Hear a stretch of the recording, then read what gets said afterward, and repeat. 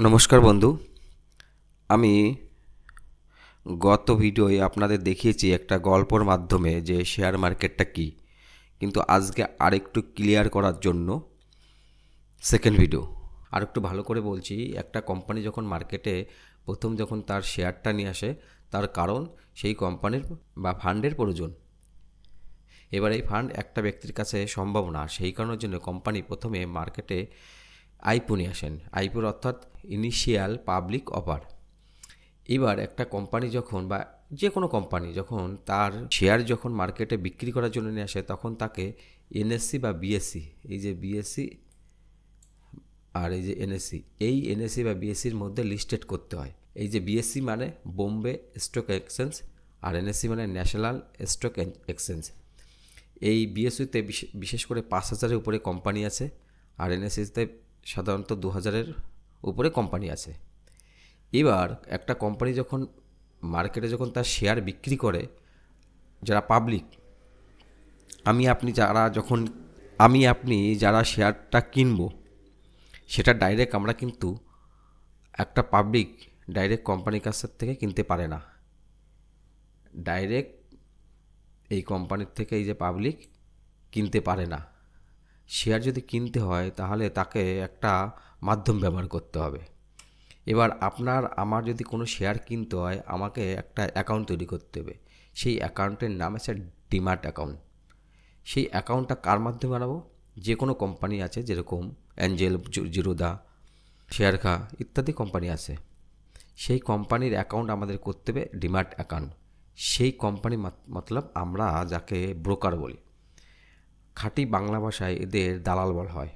তাহলে কোম্পানির যে শেয়ার প্রথমে এই ব্রোকারের মাধ্যম দিয়ে আমাদের কিন্তু কিনতে হবে। যে কোনো কোম্পানির আমরা যখন শেয়ারটা কিনবো, সেই শেয়ারটা কিন্তু ডাইরেক্ট কিনতে পারবো না, আমাদের কিনতে হবে কার কাছের থেকে? এই ব্রোকারের মাধ্যমে কিনতে হবে। অর্থাৎ আমার যদি জিরোদার অ্যাকাউন্ট থাকে, জিরোদার মাধ্যমে আমার এই টাটা মোটর শেয়ারটা কিনতে হবে। আমার এই জিরোদা অর্থাৎ আমার ডিম্যাট অ্যাকাউন্টে থাকবে। এইটা হচ্ছে ডিম্যাট অ্যাকাউন্ট। এই ডিম্যাট অ্যাকাউন্ট জিরোদা শেয়ার কার যে কোনো ব্রোকারের কাছ থেকে আমরা করতে পারি। এক একটা চার্জ থাকে এক একটা ব্রোকারের, সেই হিসেবে আপনার যেটা ভালো লাগে সেই অ্যাকাউন্টটা করতে পারেন। এবার এই যে আপনি যখন এই যে আপনি মনে করেন যে পাবলিক, এই পাবলিকের দুটো সেক্টর থাকবে, একটা আছে বাই আর একটা আছে সেল। মনে করেন এই যে সেল আর একটা আছে বাই। এইবার এই যে বাই আর সেলটা কার মধ্যে হবে? এই ব্যক্তি, এই দুজনের ব্যক্তির মধ্যে। এই লোকের কাছে যেমন এ একটা ব্যক্তি, এর কাছে এর কাছে টাটা মোটরের শেয়ার আসে, তিনি যদি বিক্রি করতে হয়, তিনি এই বির কাছে বিক্রি করতে পারে। মনে করেন বি,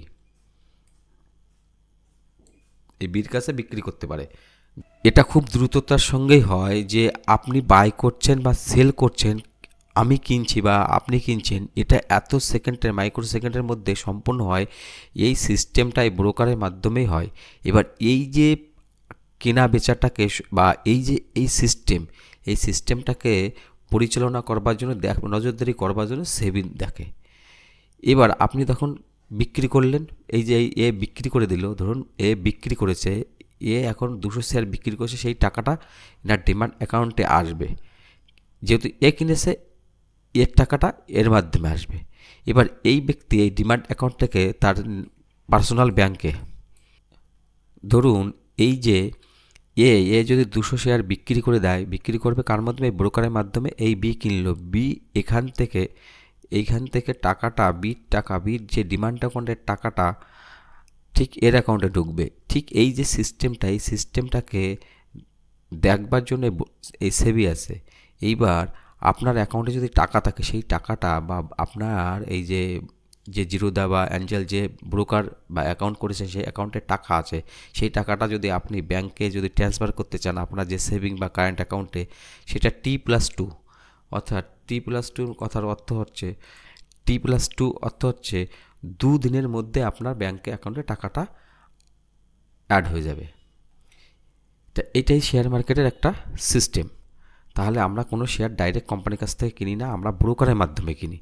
এরপরে নেক্সট ভিডিও আরও এবার থেকে ক্যান্ডেল থেকে শুরু করব, বেসিক শুরু মানে মোটামুটি আমরা একটা ধারণা নিয়েছি শেয়ার মার্কেটটা কি। এরপর থেকে আমরা এবার চার্টের দিকে চলে যাবো, কী করে ক্যান্ডেল ফর্ম করে, কী করে ইন্ডিকেটার দেখতে হয়, কী করে প্যাটার্ন দেখতে হয়, সমস্ত কিছু আমরা নেক্সট ভিডিও দেখব। ঠিক আছে, ধন্যবাদ।